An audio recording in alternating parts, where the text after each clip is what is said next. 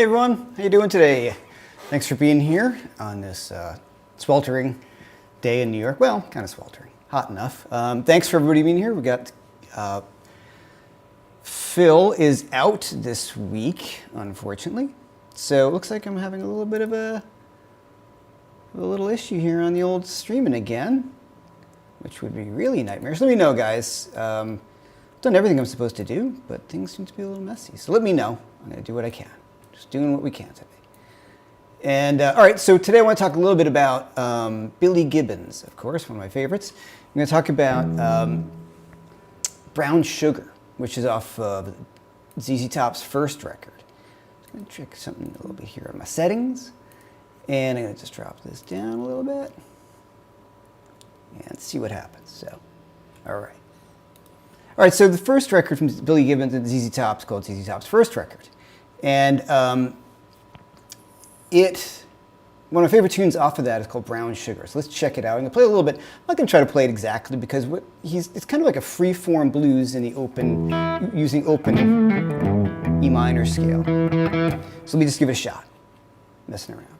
Sorry, a little choppy today. I don't know what's up. Ugh.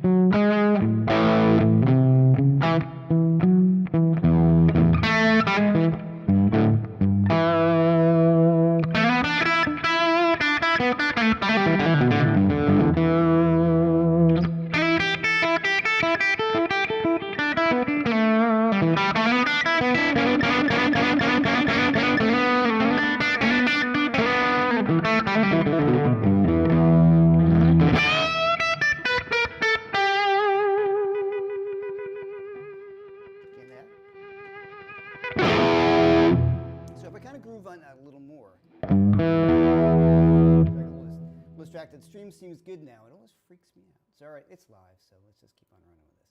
So now, let me just kind of jam on that for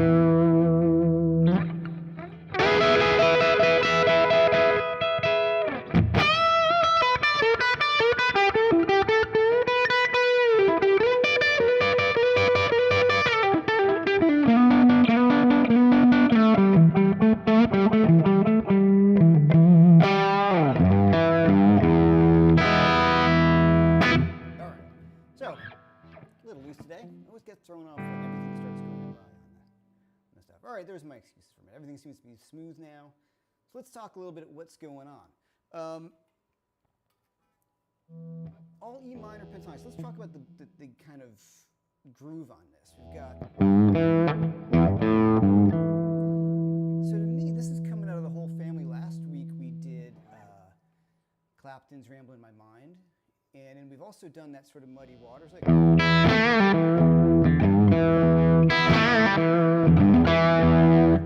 that kind of vibe. To me, this lives all out of the same thing. It's all coming from Muddy Waters, largely Muddy Waters, Rolling Stone blues, also known as Catfish blues. So, oh, my mic. Thanks, guys. Boom, there we go. Yep, all right. I'm turning the mic off because sometimes it bounces back. Now we're good. Thanks, everyone. Sometimes when this stuff goes crazy, I go a little nuts trying to sort all this out. So, streaming is good. Mic is on. I'm relaxing now. Okay. It happens because, like I said, when I first started it, I have a little streaming thing that tells me what's going on. The red light started blinking here, you know what I mean? So it gets really crazy.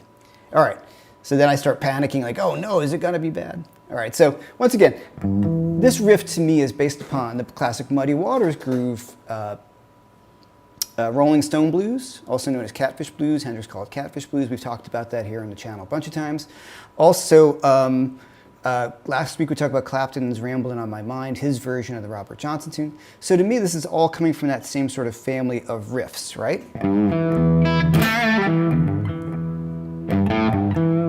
So the main lick,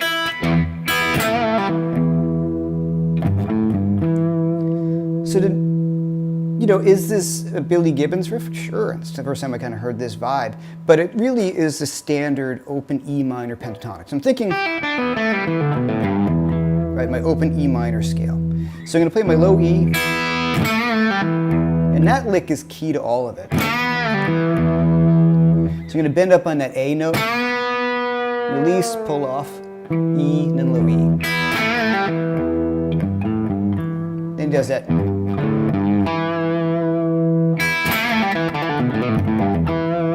And there he's just playing around, going down the open E minor pentatonic scale.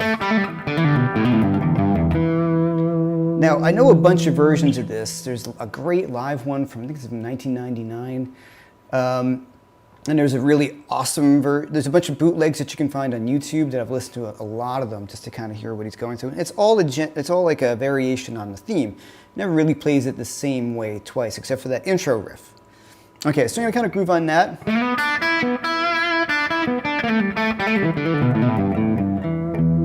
So here I'm sliding up to E minor pentatonic number 2 and use my middle finger. 1, 3, right? So, like, wish we're here. Right, that kind of move right there. Now, one thing that's super important on this whole thing is the dynamics. Right?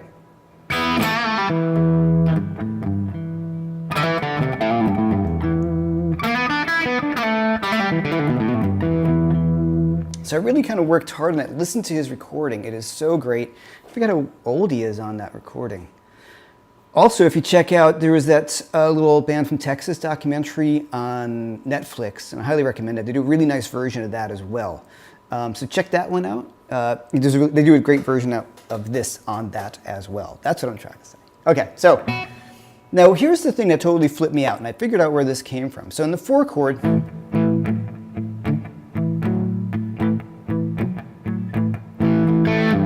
right? It's a regular boogie woogie thing, right?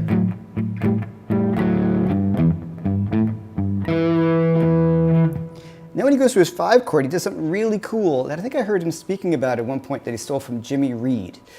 And if you listen to these Jimmy Reed recordings, so obviously we should be doing a B7, right, this big stretch like that, or right, over that like that, but we're not going to do that. What he does is, it's pretty weird, it's in there, if you listen to the recording, there's an open A string in there.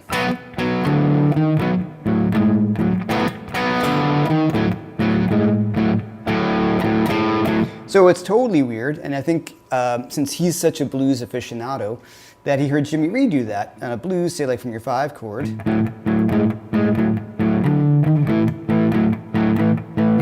So it's a little weird, right? But it's in the recording. You listen to it, you hear it, and I've heard him talk about it in some YouTube interview where he's like that. He plays the open A string at that. So I'm going to favor the B chord, my 5 chord in E blues here.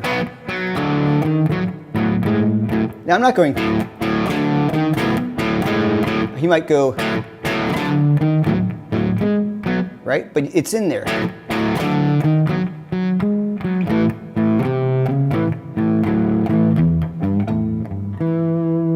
Right? So that to me is one of the cooler parts of the tune.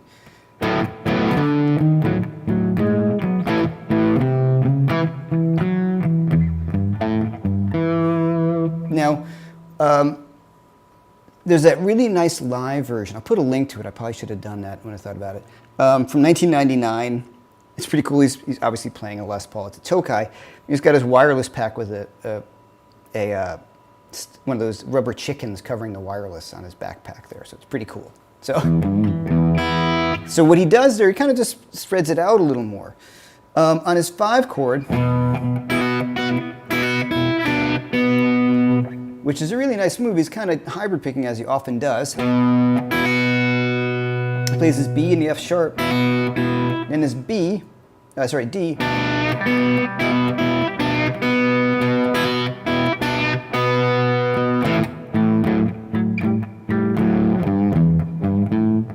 So he's got that 5.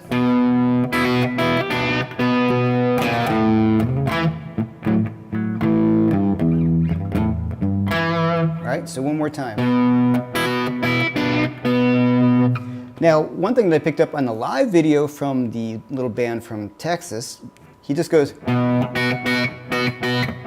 which is just cool. He's sitting in the chair and the guitar is down to here. So when he plays his B7, when he gets to it, he just bars with the first finger and plays the B and the F sharp, which covers the root of the B chord, the 5 chord, and the F sharp.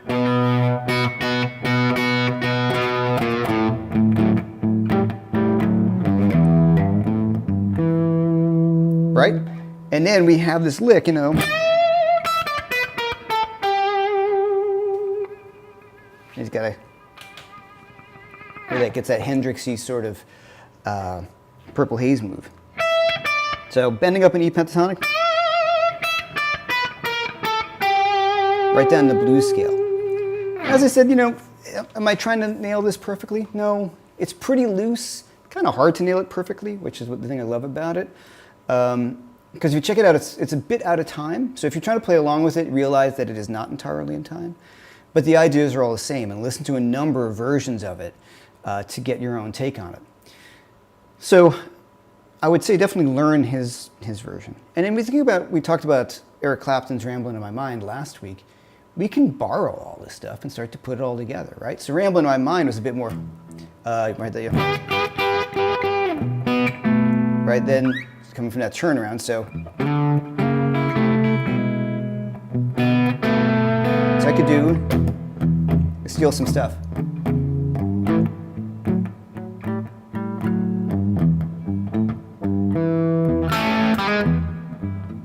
Right?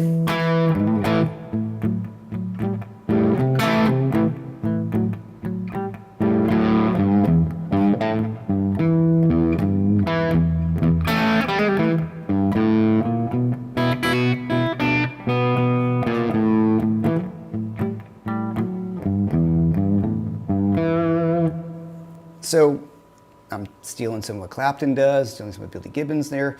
And this is all, like I said, rooted in Muddy Waters and Leighton Hopkins and all those guys, Jimmy Reed. And so it becomes the vocabulary of playing a blues, right? You're just using these same ideas and you're plugging them into your own thing. So what am I improvising off of? I'm improvising using the framework of playing in that blues. So what makes it interesting is how I switch it up, but I don't want to switch it up too much because then you lose the theme of the blues that you're playing, if you know what I mean. So if I started going,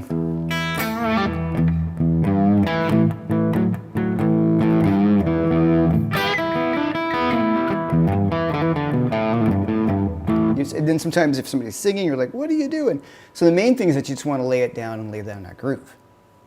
So if I'm doing a ramble in my mind, I want to steal that Billy Jimmy Reed 5 chord. So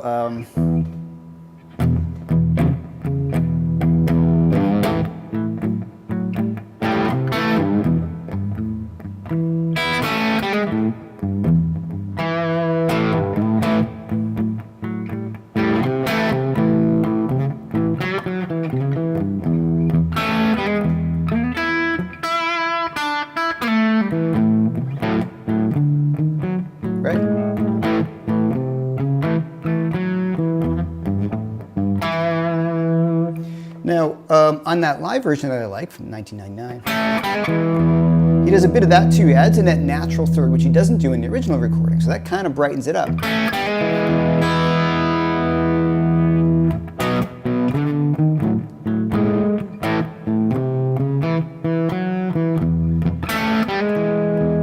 Right? That's pretty cool. So, learn his version, learn the intro to it. The main part of the tune is really cool, of course. But I learned so much stuff from this one. The dynamics are great. I love the way they recorded it too. You can clearly hear that there's like a microphone in front of the guitar. So you're hearing a lot of open, clean strings, right? You're hearing acoustic guitar strings. And that's a really great sound on this.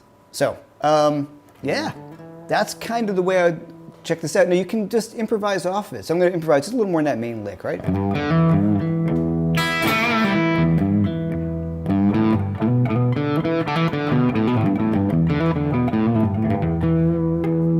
of sounds like, oh well, right? You get that?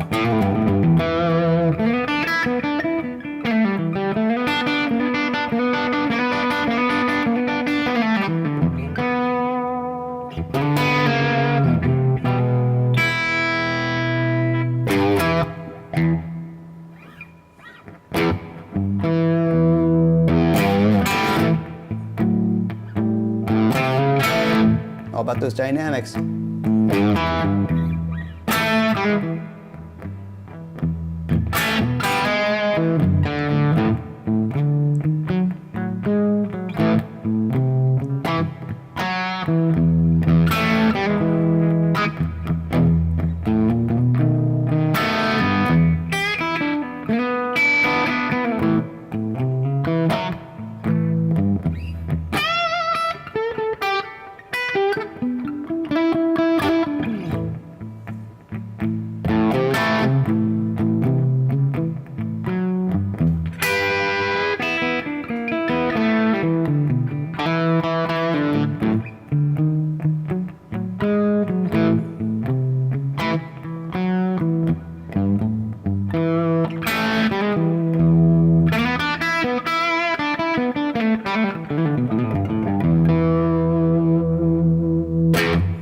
All right, cool.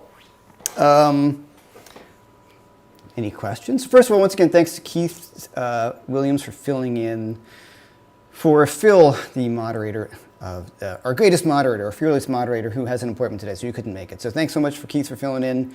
I owe you one, of course. And please hit the like button and all that. And I have a course that you can get at my website, Playing the Style of Billy Gibbons, where I talk a lot about things that he does, and songs specifically, some of my favorite licks and some of my favorite stuff that he does. I highly recommend you get that course. No, I break it down, and I highly recommend looking into Billy Gibbons. If you're not familiar, when I was younger, you know, I mostly knew the radio stuff, Give Me All Your Love and Sharp Dressed Man and all those sorts of things.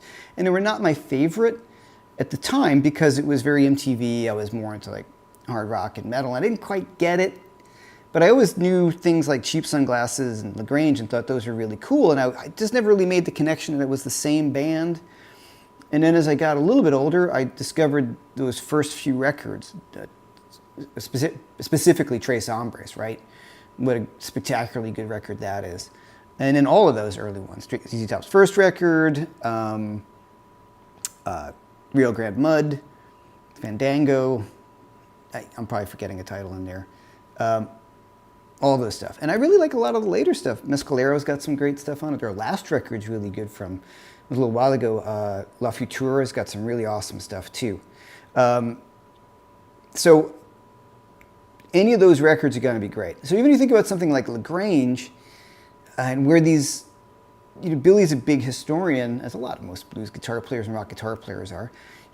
So LaGrange is really sort of like Shake Your Hips by Slim Harpo, and that Texas kind of boogie thing like that, So, he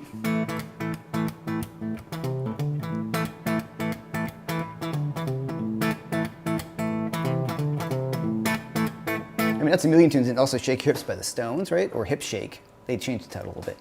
So that's a really common thing. So you're talking about a guy who knows all this, really knows his music history, really knows all the artists, comes from a musical family, and just freaking great guitar player. There are some really cool, I've got as many old bootlegs as I can find on YouTube, and I love about those old recordings and those old bootlegs that are floating around. Like there's one of Neighbor Neighbor, if you look at like Neighbor Neighbor Live, and there's a series of concerts, maybe it's from Tulsa, I can't remember. I don't know, they're so kind of loose, but it's just clearly him with a Les Paul and a really loud Marshall. It's great. And I learned a ton of stuff from the Rock Palace video. Rock Palace, I think I'm pronouncing that correctly, which sometimes you can see on YouTube. It gets pulled a lot because it's owned by that Eagle Rock company, and I think if people post illegally, they cut it. But that is worth buying or renting, whatever you can do to check it out, because it's so good. It's before the MTV hits, which is my favorite period, and Billy is just killing it, and the band is so great. They're kind of on fire, and I learned a lot as to how he plays these things. So let's just talk about. I'm on a little bit of Billy roll right now. For years I was playing. I talk about this in the course. Playing tush wrong. Now, I don't play the lick, but, a G blues, for instance, I was always saying, like, I gotta, then, right, like this kind of theory.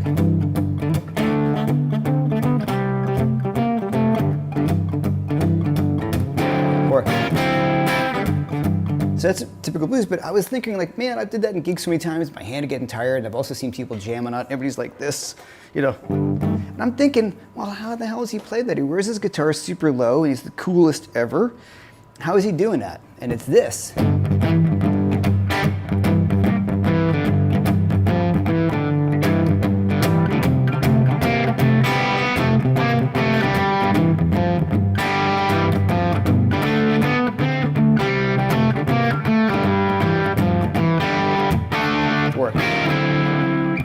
So if you look at the notes when you're doing this, I have G and D, and I'm hitting up to E here, right? And I can stretch to F, which is really hard. But if I do it in G, which I am, I can play it open G, mute the fifth string, open D, E, and F.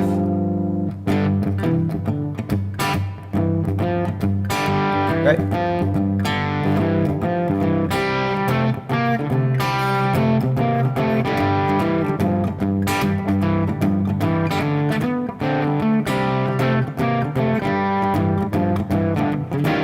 So it's just a regular blues, 12-bar blues, but in G. So there's my root, the 5, there's root in the 6, and there's flat 7. And also gives you that great open G string that you can use, right? So you have that. And if you watch that Rock Palace video, you see him doing that. Now when you go to your 4 chord, C, right? C power chord in this way. So I'm going to play C, mute, 4th string, open G string. Second finger on the A, my B flat. I'm going to keep the C here because you can get that.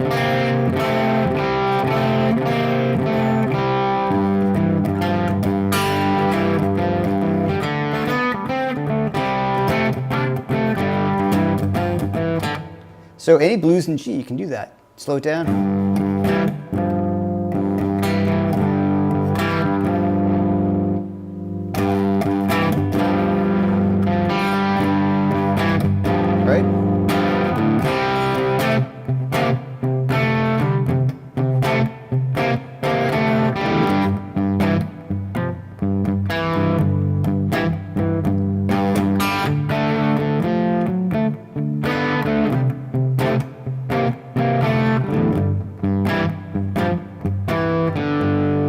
So that's something I learned from watching the video. So he's a cool guy to check out to see how he plays stuff. Because I had it wrong for many years until I saw that video. All right. Hey, Veely, thanks so much for the top chat. Hope you're doing well. Thank you so much. I would say Cheap Sunglasses, the best song? Could be. I'm pretty high up on that one too. That and Bad Nationwide. Those two probably at the top of my list of the Billy stuff. Okay, and thanks everyone who's commenting on the Billy Gibbons course. Man, I owe the guy so much in terms of playing. Such a great guitar player, such a great vibe, and just like obviously the coolest, you know. All right, so let me do the run through. Richard and Sarah, what's up? Essie Nesbitt, what's going on? Quincy, of course. Quincy always getting here first, super early. Jason Carter, glad to have you back. Lonnie, nice to meet you. Nice to David Cromwell. I'm going to Phil Jones. I might repeat some of these people's names. Scott Moorhead, what's up, Scott? How you doing?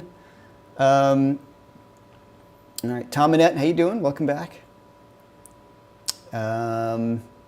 Swami. Stu OB, what's up? L&M Guitar Corner, how you doing? What's going on? All right. Lots of German going on, speaking up here. Brazil Bushrocks, what's going on? Hey, everybody. Thanks so much for being here. All right, let's get some questions. So Keith was asking, what is my signal chain setup? Well, right now I'm actually just using the Axe effects, which sounds freaking great. And the reason why, what I'm copying is the patch. I mean, if I bought this unit and only got 2 sounds out of it, I'd be totally happy. JTM 45, which is one of my favorite amps in the real world. And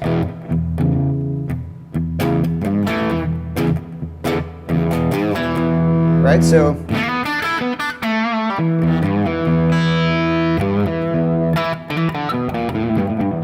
and that record was really instrumental in some of the guitar sounds that I love the most. Any of his stuff is, especially the earlier stuff.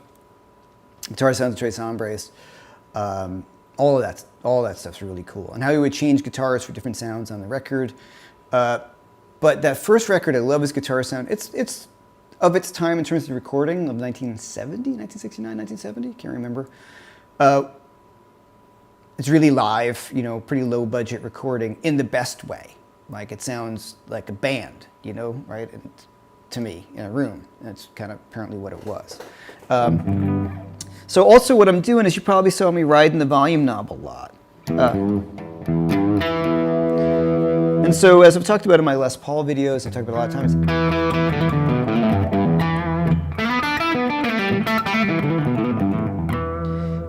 If I play softer,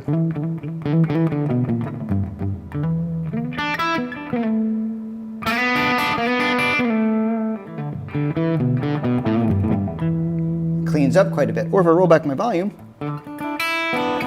it's kind of like my clean tone. Realizing how old these strings are.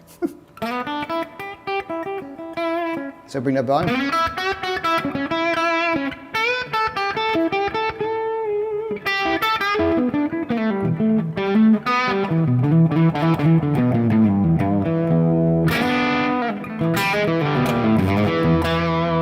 So, you know, the guitar is, the overdrive is interactive, is what I'm playing.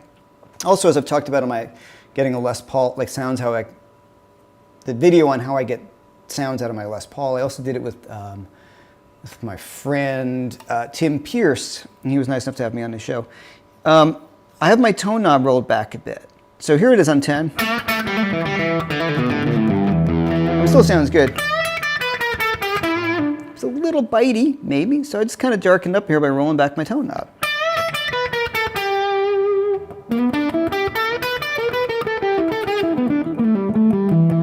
Right?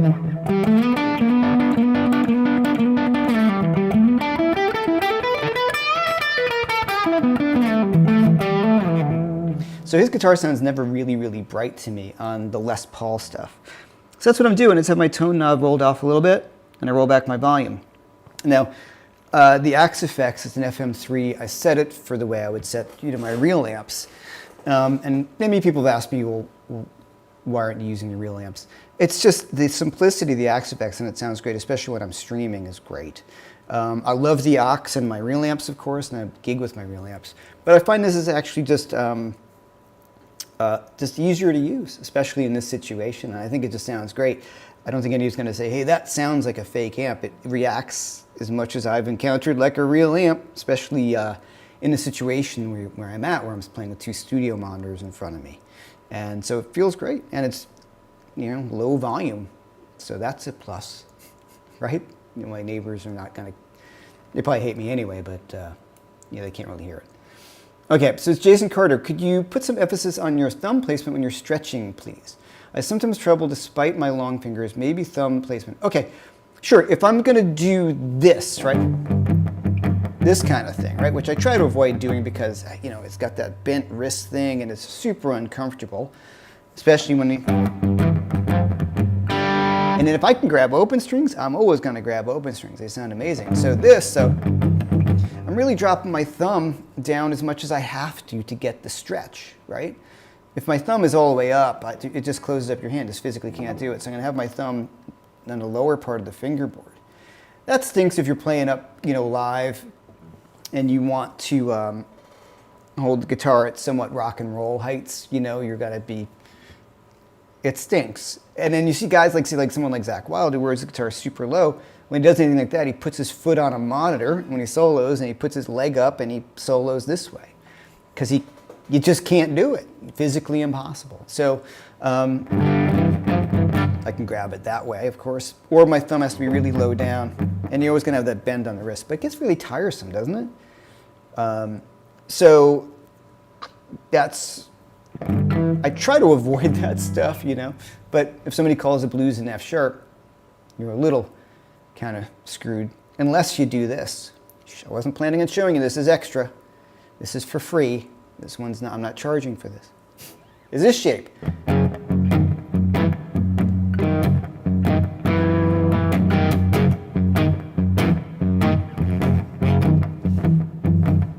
Right? Well, that stinks. F sharp blues, right? So what you can do is play that power chord.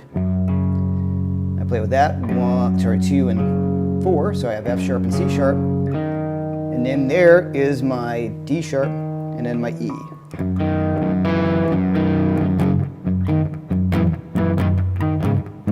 Oop. E.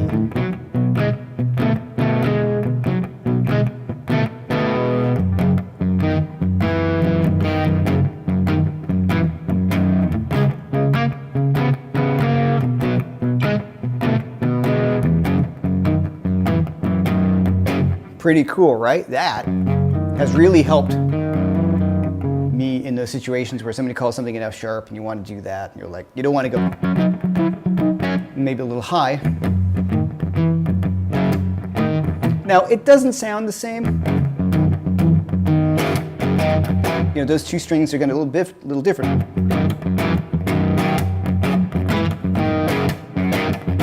It's a little different sound, a little less percussive because you got that. You're going across those strings, but it still sounds great. Here's in B. You got to play a blues in E flat.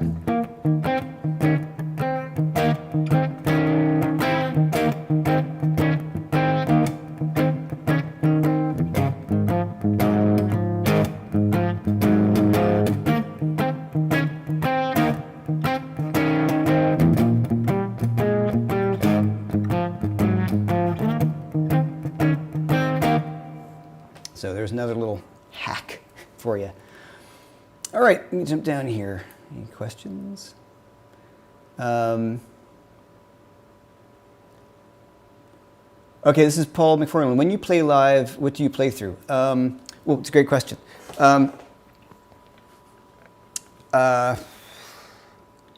a perfect world, I use one of my amps, which would be my favorite amp of all time, really, is the 2-Rock Bloomfield Drive, which I absolutely love the amp. So I would use that. It's such a great amp. Coming from a Marshall background myself, it covers some of that ground, and it's very sort of dumb bleat, and I have the classic reverb signature, which I really, really love. But since I play humbuckers as much as I play single coils, that amp for me, the Bloomfield Drive is really kind of everything I want it to be. It's a spectacular amp. Or, I like to use my old Marshall, which is sitting behind me, but, toting around a 100-watt super lead is not usually conducive. Anytime you walked into a gig with that, people would be like, what are you doing? So I'll play with that. But, the reality of New York City, especially depending on the gig and COVID. Speaking of gigs, I have a gig on June 20th, so that's next Tuesday night at the bitter end in New York City. If you're around 8 p.m., come on down. Love to see you there. So, all right.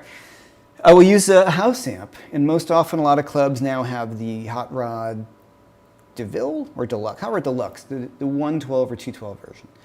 Fender amp, which is great because it used to be the house amp in many places was a red knob twin, which I really hated, or a JC120, which is just the worst amp for anything other than playing African style guitar, like in the Graceland record. It's perfect for that kind of chorusy, super bright, clean guitar sound. But for anything that's overdrive, they're the worst, and that used to be the house amp. So I have my pedal board, which I've kind of really fine-tuned to work really well with amps. And you have to look for the right kind of pedal sometimes. My favorite overdrive, or one of them, is the Vemram Shanks ODS, because it works really great into any other amp. The less expensive pedal that I really love for that was always been the Full Tone OCD. That works really well. Certain pedals, though, sometimes don't sound so good into certain amps, if you want to use them for overdrive. And I probably went over this before. I will run the amp clean at the gig. That's why I like the DeVilles, or the Deluxes. Hot Rod Deluxe, that's the 112. Because they've got a lot of headroom. They can really good clean sound with a lot of headroom. So I just use it as a clean platform and then plug in the overdrive pedal and use that as I would run a regular amp.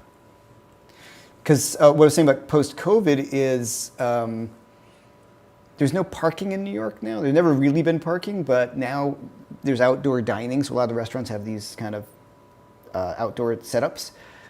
And they've taken up more parking. So I just take the subway in with a guitar and a pedal board, and whatever's there I play through. Because trying to deal with that, if you don't find parking, you got to lug your amp. And then if you have to pay for parking, then you make nothing on your gig, because parking in the village will cost me like $50 for the night. You know what I'm saying? Anyway, so. And, I kind of like, New Yorkers are very funny in that way of, is there an amp there? Yeah, sure. Okay. Let me just make it work, because toting that amp around New York City is a drag. Okay, one thing I want to point out. This is a sign so generously made for me by a guy named John Weir. He likes the channel. He likes the Truefire courses, and he dropped me an email and said, hey, I'd love to make you a sign. And I want to thank you personally, John Weir, for making that for me. It is so awesome. Thank you. I can't thank you. It's so great. Just get that out of the blue. A nice present for liking the channel and what we do here. So thanks, John. It's really helped spruce up the back there too. And it kind of matches the logo. Not kind of, it is the logo, which I thought was really awesome. We matched the color and everything. So super cool. So thanks, John. And I saw somebody commenting on that earlier. All right. Let's see what else we got here. Let me just kind of jump back down. Will this be posted later? This is Jose 33. Yeah, this lives on my channel. Yep, everything will be fine. It'll be just staying here on the channel. Hold on, let's get back up here. Sometimes the questions slide down and everything like that. Okay. So we got here. It says your neighbors should give you daily tips. Well, I appreciate that. I don't hear a lot of blues and things coming from next door, so maybe not. And plus, nobody wants that to be that neighbor or to have it. Even if you love somebody playing music, you don't want to hear them blasting their music all day. I know I don't, and I love that. I love music, but no way,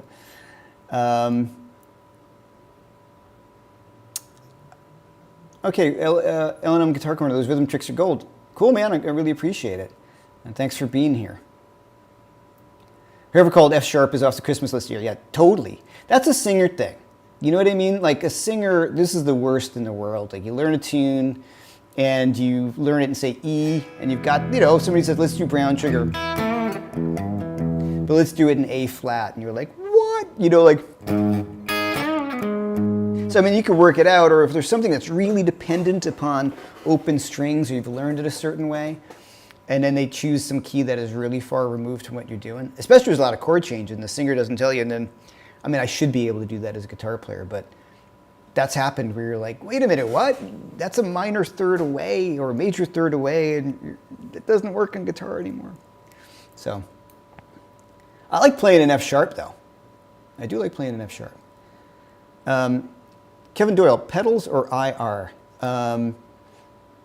Well, I mean, as I was saying, this is, I think if you're asking, am I playing through the Axe Effects, which, you know, runs an IR on a cabinet, impulse response, which is a digital snapshot of a speaker cabinet. I'm using a Greenback 412 Marshall cabinet, and then a JTM 45 and a little bit of reverb. So there we go.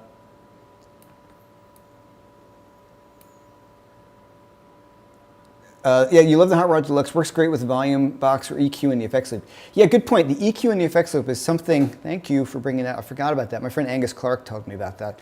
They can be a little spiky sometimes. So I do have an EQ pedal that exits EQ pedal that Tim Pierce turned everybody onto through Tom Bukovac. It's great, and I'm going to bring that next time for the effects loop, because sometimes it's a bit spiky, and that's probably the speaker. The other thing you could do if you're really is you bring a head and you plug it into that cabinet. But I'm not going to carry a head on the A train. Too much, you know. Okay, any thoughts on? Nope, jumped again. This is so weird. Every time I roll by, and suddenly it jumps. Did I say June? Yes, my gig is June 20th. Thank you, not July 20th. June 20th. And you swap me like a good EQ pedal will ease your gear pains. Absolutely. That is really great. Having an EQ pedal has really changed a lot. Especially, I think it was Tim Pierce is talking about it. Like a lot of those pedals that I know Seymour Duncan sells a pedal that can make it sound like different guitars. They're just EQ curves. And once I started to figure that out, that I can kind of make a Les Paul sound a bit like a P90. Can't make it fully sound like a single coil, but you can get really close by just tweaking that stuff, you know? It's great by tweaking those, the EQ. Yes, July 20th, bitter end. Everybody, if you can make it down, that'd be great. We're going to start working on streaming from there. They're a little behind on that, and people are like, oh, why don't you do it? Because honestly, that's another thing I have to think about, and I really want to concentrate on playing the guitar as opposed to making sure the streaming's going right, if that makes sense. So I'm going to wait until they have it as an option, and we'll definitely start streaming. Gotta love New York City living. Yeah, for sure. It is the biggest pain in the ass to live here in terms of gear. But, you know, there's always the trade-off of there's tons of great musicians and there's great music and the upshot. But yeah, everything is a pain in the ass. Sort of everything that you want to do is kind of a pain in the ass. Except you know, I do like taking the subway to places because you don't have to drive. That's great. Beats certainly driving. But gigs are a pain. So I only usually bring one guitar to a gig and as small a pedal board as I can possibly do for my gig. And for certain times, I've really gotten it down to just an overdrive, a tuner, a delay, and a swishy effect of some kind, which usually for me it might be a univibe or a tremolo, depending what the gig calls for. But that's kind of it. Like when I went to Italy, that's all I brought because I just don't want to carry stuff. I hate carrying stuff. Hate it. Unfortunately, I don't really gig with my Les Paul that much. It's just more of a pain in the butt to carry around, so I usually play like a Strat kind of gig. You know, these are uptown problems, but it is frustrating at times in New York because you're like, okay, if I want to bring two guitars, okay, then I got to take an Uber in or I got to drive in, and it adds the other thing. It's all stinks compared to being an upright bass player, though, right? Everything, that's the worst. You see those guys in the subway with their big bass carrying it down the stairs. And yeah, it's the worst. Okay, Richard Henry, you love seeing the flame on this Les Paul when you move and screw. So 3D classical guitar. Yeah, it's a nice one. Thank you very much. I love this guitar. Plays as great as it sounds too. So a historic makeover with 6105 frets and throwback pickups. What are your thoughts on on string gauge? This is Frederick Thompson. Billy famously uses 8s or 9s. Rick Beato did a whole thing on it and caused controversy. I use 10s on Strats and Gibbs and Les Pauls. I just don't even change them. I just do. I know you can measure them out easier. I've tried 11s on a Les Paul. I've had a lot of hand problems in my life as I've gotten, let's say, older. I've had them for years, tendinitis issues and things like that. And I can keep them in check as long as I do certain things like warm up and don't overdo practicing technique and all those things that I don't know any musician who's especially my age who has not had hand issues to some degree. It's just part of the job, it just happens. So I tried 11s on a Les Paul and it was just killing me. It was just too much. And a Strat with 9s, it just feels too thin to me. There's 9.5s maybe, but I just got used to 10s on both. As Rick pointed out in his video, which I find to be true and is pretty well known, if you're playing a lot of heavy gain stuff, lighter strings actually sound better because there's less bass and they can keep the overdrive more focused. I don't get that crazy with it. If I'm going to do something, I was in a band many years ago, we did a lot of drop tuning because it was the 90s.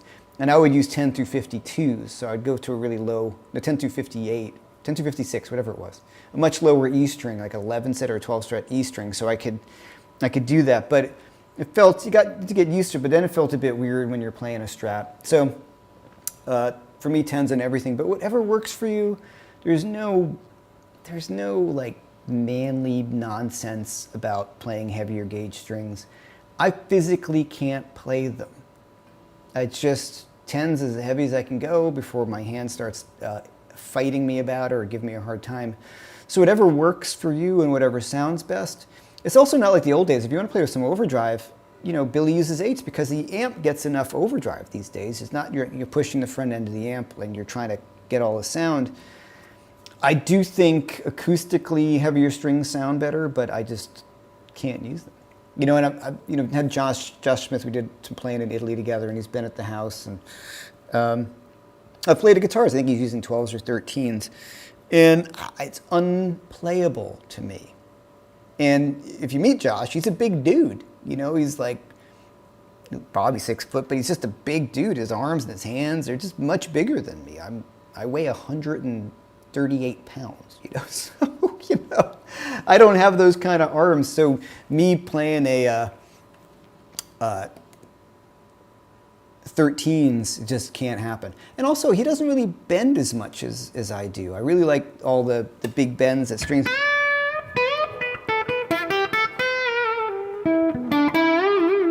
I mean, he bends strings, but for me, it's such a big part of my guitar playing that if I use really heavy strings, I just can't do it. I'm screwed. Okay. But so whatever works for you, but definitely, it's whatever works for you. As a friend of mine said many years ago, my old guitar repair guy said, I want to think about putting 11s on my Les Paul. And I tried it. He goes, well, who are you trying to impress? Me? And I was like, that's a good point. Because it became a big thing after Steve Ray Vaughan, right? Oh, he's using 12s. And as he got older, before he passed away, and after he cleaned up, apparently he was going to much lighter string gauges because he was feeling it a lot more. And I think probably the reality of his life before that, in terms of his mental state, he probably wasn't feeling the heavy strings as much as he did when he was older. And people said after he cleaned up, he was definitely going to lighter string gauges because it was just brutal on his hands. Well, who'd want to do gigs where you have to crazy glue your fingertips back to your fingernails and stuff because you have to use heavy strings? Like, that's commitment, but I don't have that kind of commitment, Okay.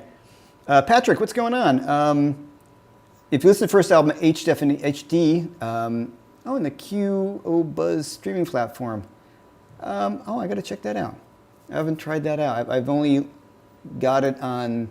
I have a vinyl version of it that somebody burned, so that's kind of cool. And you can hear a little, which is great, Can you play your I'm glad I'm nationwide? Part of it, sure. Okay, that.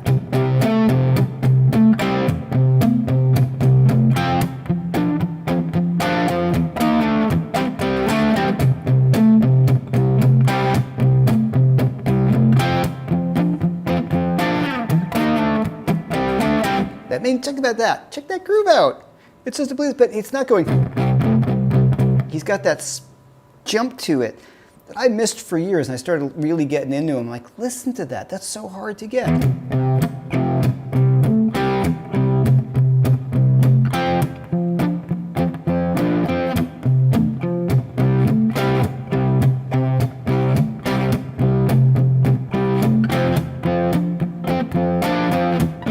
Right? That is so awesome. Right?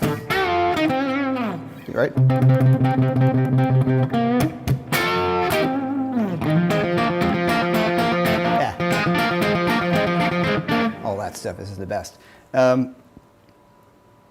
So, yeah, digging really into him. And what I got so obsessed when I was doing that course and just being really into him, was I started splitting up the channels. A great program called Transcribe, and you can hear stuff that you can't hear unless you're listening really carefully. So I put it in karaoke mode, and you can take out the right side or the left side, and you hear some really cool stuff that's buried in there. If you can do that on Batum Nationwide in that whole solo section, there's a whole bunch of stuff in there that's really great.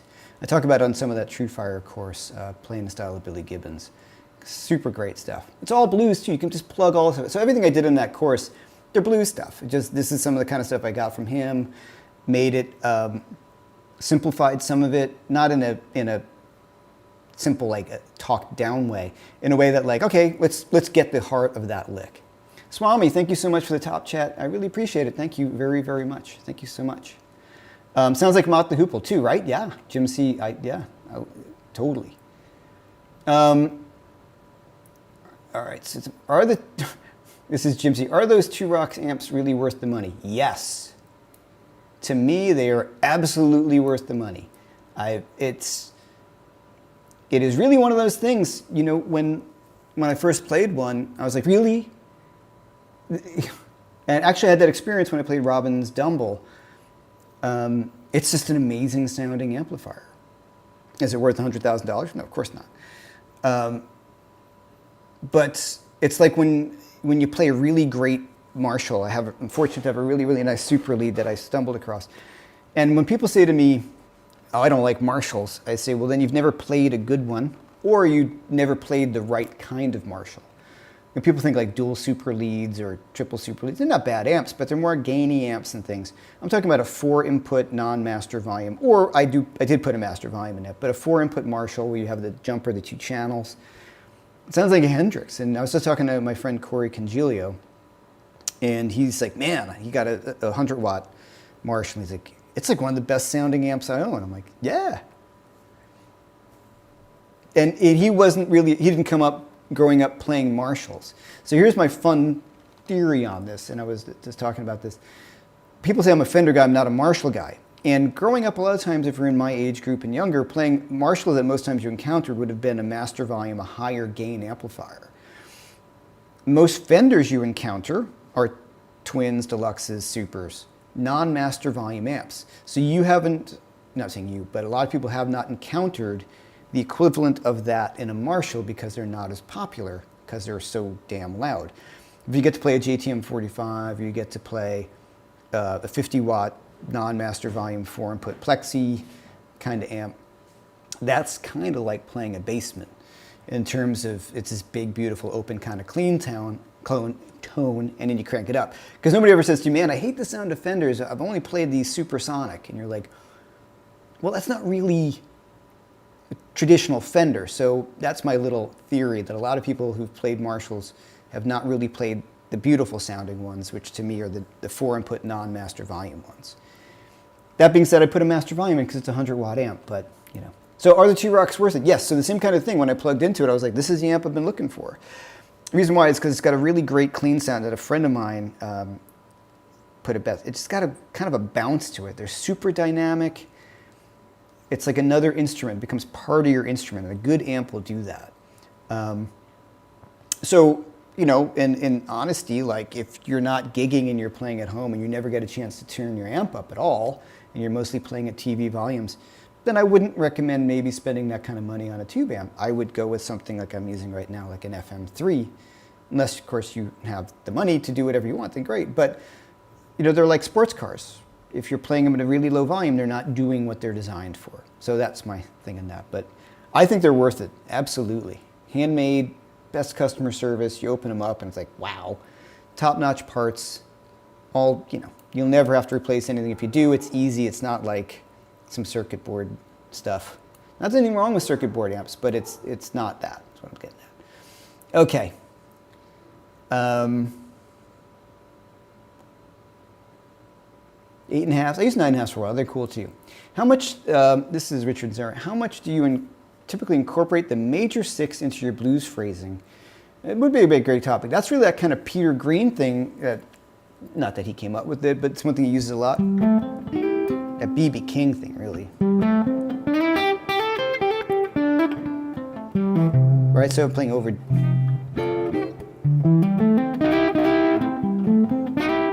Right?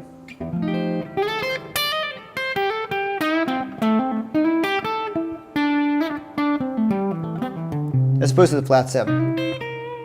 You got that 6.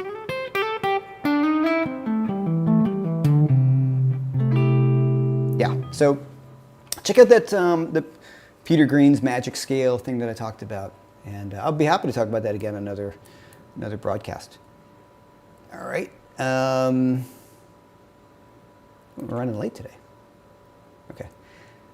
Thanks everybody hitting the thumbs up. I appreciate it. Thanks everybody here. Wow, a lot of people still here. Yeah, if you're not following the channel, that would be awesome. I'm almost at 15,000, which would be great to break that today. I may have done that, hopefully. That would be a ton of fun. Tell your friends. I really don't like the JCM 800 or 900s, in just my opinion. I love 800s, I hate 900s. Okay? The 800, like a good vertical input 800. They're easy to work on. There's some really great ones. Not the 2-channel ones. Those can be great too. Michael Schenker used the 2203 or 2204. My friend Angus uses one. So they're great too. You just have to know how to dial them in. And a lot of times, like many amps, if your only experience is playing with them at a rehearsal studio, sometimes they can be really worn out, right? Like touring with Robin, he gets a super, he's like, man, there's nothing like a really dialed in super, but if it's not dialed in, it sounds like crap. And we'd have backline at a bunch of gigs that we did fly dates on, and he started playing through the super, and he's like, I'm like, yeah. So that's why I always go with the hot rods. They can stink too, but I just kind of find that I've had more across the board luck with the hot rods. Right, so as Keith is just chiming in, low input 800 is an amazing clean tone. Yeah, the 800s are great amps. They came after the JMPs, Master Volume JMP in the 70s, which are awesome amps too, and they just called them an 800 for a while. I'd love to get one of those. I just, I don't have a lot of use for another amp, another big amp. Playing good 335, not through it. Loud 2 Rock is on my bucket list. This is from, I'm not going to brutalize your name there. I had a 335 for quite some time. A Collings 335, an L, whatever they call it, I-35, excuse me, which I loved, amazing. It's a great guitar, but I had to sell it to finance another guitar purchase of my old Strat. I had to sell a ton of things to get the old Strat. And that was a glorious sound. The semi-hollow body through the 2 Rock is an amazingly great sound. Another reason why I sold that guitar, which I wish I had back, but I think for my music and my gigs, a solid body lends itself better than the hollow body. I've discovered that from touring with Robin with the semi-hollow. It was just a bit too big, or for me on that gig, and in my gig where I think a Strat or a Les Paul works best. Ultimately, I think on my gig, a Strat is the best for my gig. Best guitar sound, John Norm, through 350 watt Marshall half stacks, of course. Yeah, killer. Hey, John Weir's here. Hey, thank you once again. I want to thank you personally. I don't know if you caught it. Thank you for the sign right there. John Weir is online, so let's say thanks to everyone. Yep, Graham Ross, nice. Thank you for the work, John. Yeah, I really appreciate it. So cool. Thank you so much. All right. I don't have a Patreon. I'm thinking about a Patreon, maybe. I do threaten on starting my own subscription channel, which has just been a lot of time for me to try to get this stuff together. I would like to get that going sooner than later, but it can be a little difficult time-wise. Tom, you've got an i35 with throwbacks I could sell you. Thanks, Tom. Thank God. Hey, Courtesy, thank you for the top chat. Love your channel, your style, your effort you put into passing your knowledge. Thank you. And thank you, cheers. Yeah, you know, I've always said this, and I want to thank everybody for being here. As you know, people have said to me, man, you give away a lot of information for free. I just like teaching, and it's fun, and there's never there's an endless amount of information. And a lot of times you guys will realize I often cover a lot of the same sort of stuff because I feel like, I mean, hopefully with a different angle, it's not always the same thing, but these fundamentals are things that when I was growing up, I really kind of missed a lot, you know? Working on just trying to shred and then coming back and you're like, oh, I really need to learn these blues tunes or these blues licks and these ideas and things like Billy Gibbons licks, and digging into them, digging in deeper. So, yeah, you get me talking about guitar and teaching, I go off a tangent. And I really appreciate everyone who comes here every week and hangs out, and people who've hit the tip jar, you know, the Venmo and the PayPal too. Some people, anybody, I really appreciate it. And then the top chat and the courses. If you 20% off of the Truefire course if you enter the code live20. I really appreciate it. I really appreciate it. Okay, a few little questions right here. If you have a big watt amp and you haven't turned it up, you are missing out. This is TMO Customs. You are absolutely right. There is nothing more glorious than turning up an amp at the volume it was designed to play at. Whether it's a 20 watt amp, right? You get a chance to turn it up in the right room, or if it's a 100 watt amp, it is, you know what, the first time I got a chance to turn up like a non-master volume Marshall was with a Strat and the fuzz.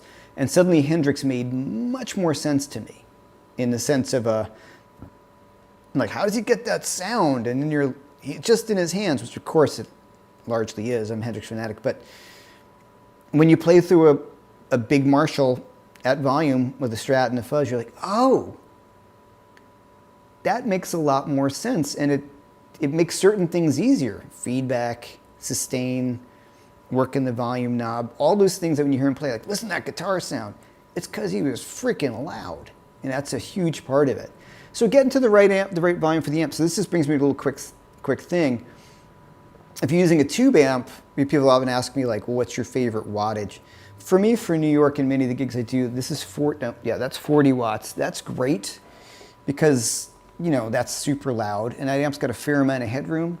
I have problems with 15 and 20 watt amps depending on the gig because you start distorting and you lose the headroom, so I can't get a good clean sound. What I love about this 2-Rock and all of those is that I can either run it clean for the whole gig or I can use the overdrive channel or back and forth. So I love that. And then of course people ask me, well, what about the classic reverb signature versus the Bloomfield? They're both great. This was my favorite amp in the world until I got that. So, have I tried turmeric supplements?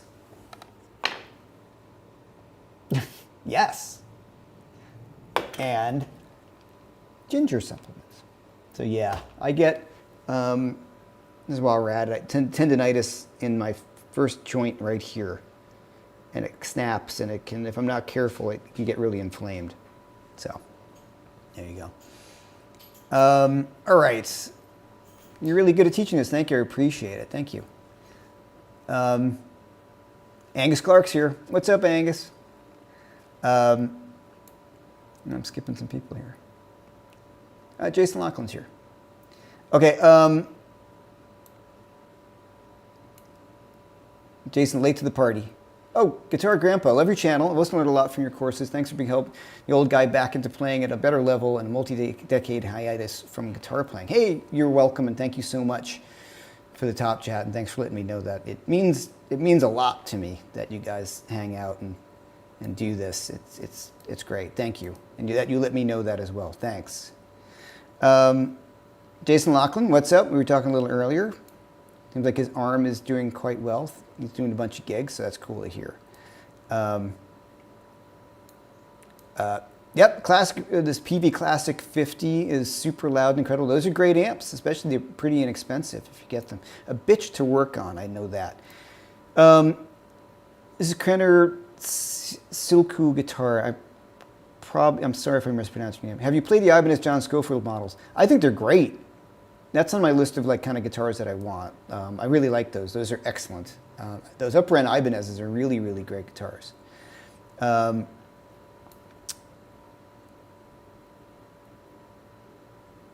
right. You got to feel the power, like said Angus Clark. You know, absolutely. Would those supplements help with trigger finger? I don't necessarily think so. I think trigger finger is going to be a different thing. I don't yet have a trigger finger.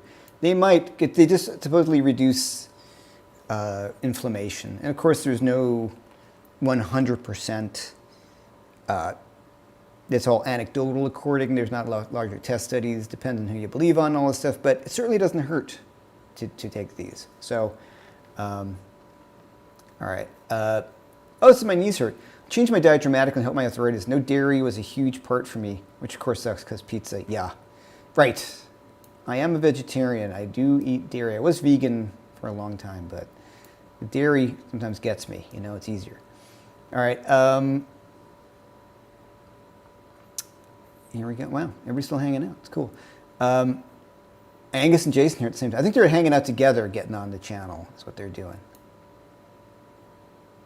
Jason called me during the show. I don't think he realized I was on.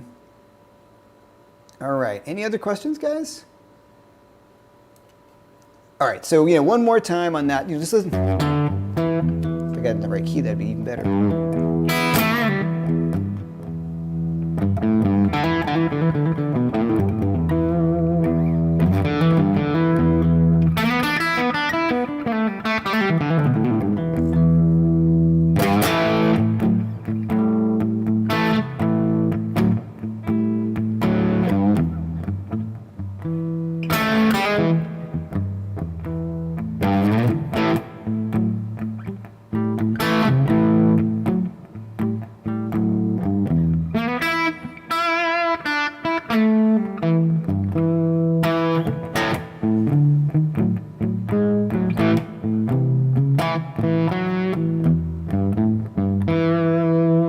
Forget that A, and when you go to that 5 chord, totally freaky, but that's what he's doing.